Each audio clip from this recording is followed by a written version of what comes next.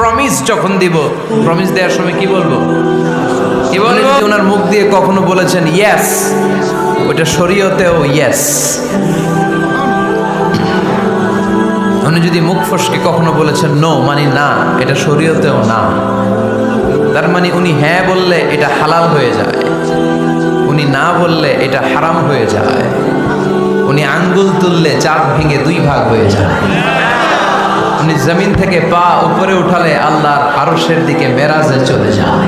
তিনি যা এনেছেন সেটা আমরা ধরব, তিনি যা নিষেধ করেছেন সেটা আমরা ছাড়ব।